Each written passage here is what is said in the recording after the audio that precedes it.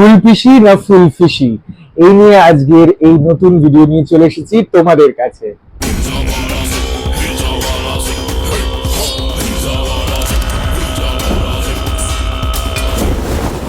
ফুলফিশি ফুলফিশি Windows production মানেই এক নতুন চমক। আমরা সবাই জানি নন্দিতা শিবপ্রসাদের মুভি মানেই পারিবারিক মুভি, সবাই মিলে দেখতে যাওয়ার মুভি। সেই রকমই এক নতুন মুভি নিয়ে নন্দিতা শিবপ্রসাদ আবার চলে এসেছেন, যার নাম ফুলফিশি ও এডওয়ার্ড। মনীন্দ্রচন্দ্র নন্দী এখানকার সব ছেলে মেয়ে আমার, এখানকার সব মেয়ে ছেলে আমার। ফুলফিশি ও এডওয়ার্ড নিয়ে কথা বলতে গেলে প্রথমেই যার কথা বলতে হয় তার নাম হলো সোহিনী সেনগুপ্ত। আমরা প্রত্যেকেই জানি সোহিনী সেনগুপ্তকে আমরা থিয়েটারের রানী হিসেবে চিনি। আর উনি যখনই বড় পর্দায় আসেন, নতুন নতুন রূপে, নানান রকম রূপে ওনাকে দেখা যায়। সে পারমিতার একদিন হোক বা ইচ্ছে হোক, সেরকমই নতুন ধরনের একটা চরিত্রে, নতুন ধরনের এক ভূমিকায় আমরা ফুলফিশি ও এডওয়ার্ড মুভিতে সোহিনী সেনগুপ্তকে দেখতে পাই। এবার ঠিকই করে এসেছিলাম যে মনির সঙ্গে এত বছরের হিসেব নিকেশটা বুঝে নেব। আরেকজনের কথা যেটা না বললেই নয়, সে হচ্ছে রাইমা সেন। এত বছর পরে আবার বাংলা ছবিতে রাইমা সেনকে দেখতে পেরে আমার তো পার্সোনালি খুবই ভালো লেগেছিল। তার সাথে কনিনিকা, শ্যামপ্তি, অনন্যা অ্যান্ড অনামিকা সাহা, উফ আর কি চাই। এত ভালো যদি স্টার কাস্ট হয় তাহলে তো মানে জাস্ট এই নামগুলো শুনেই মুভি দেখতে চলে যাওয়া যায়, তাই নয় কি? কিন্তু আমি দেখলাম এই মুভিতে স্টার কাস্টের থেকেও যেটা সব থেকে বেশি ভালো আমার লেগেছে তা হলো বাংলা ছবিতে আবার এত বছর পরে বড় পর্দায় এক নতুন রকমের গোয়েন্দা গল্প। আমরা ফেলুদা দেখেছি, আমরা ব্যোমকেশ দেখেছি, নানা রকম এরকম গোয়েন্দার গল্প দেখেইছি।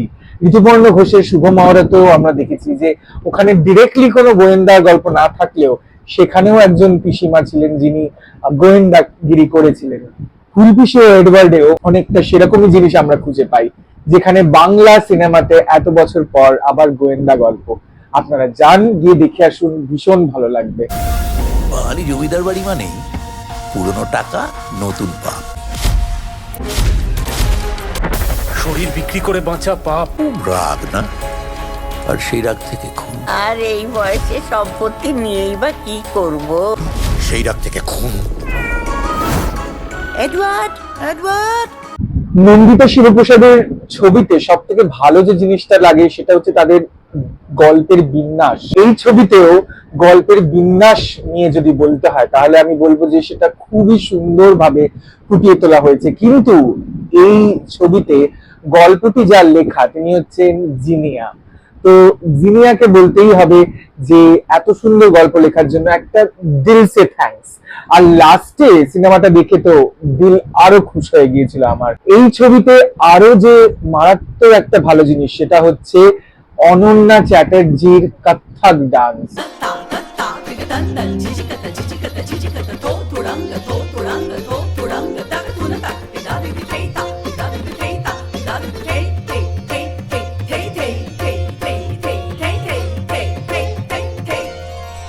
আহা, আমার পছন্দের একটা গান আছে। আমি বেশি ডিটেলে যাচ্ছি না, কিন্তু আমার পছন্দেরই একটা গানে অনন্যা চ্যাটার্জির কত্থক ডান্স আছে, যেটা আমার প্রচন্ড প্রচন্ড ভালো লেগেছে। তো সেটা তোমরা হলে যতক্ষণ না গিয়ে দেখছো ততক্ষণ বুঝতে পারবে না। আর ওই যে বললাম ছবির শেষে চমকটা দেখার জন্য তো তোমাদেরকে যেতেই হবে এই ছবিটা দেখতে। প্লিজ যাও, আমার মনে হয়েছে ভীষণ ভালো লাগবে সবার। পরিবারকে নিয়ে দেখার মতো একটা ছবি, দেখে আসো সবাই মিলে একসাথে, বা একাও যখন ইচ্ছা হয় গিয়ে একবার দেখে আসো। আমি মন থেকে বলছি তোমাদের মুভিটা ভালো লাগবেই। প্রথমে হয়তো মনে হবে যে একটু স্লো চলছে, কি হচ্ছে গল্পটা, কারণ গল্প বিন্যাস হতে সময় লেগেছে। কিন্তু ইন্টারভেলের পর থেকে এত ভালো জমিয়ে উঠবে ব্যাপারটা যে সেটা তোমরা না দেখলে বুঝতে পারবে না।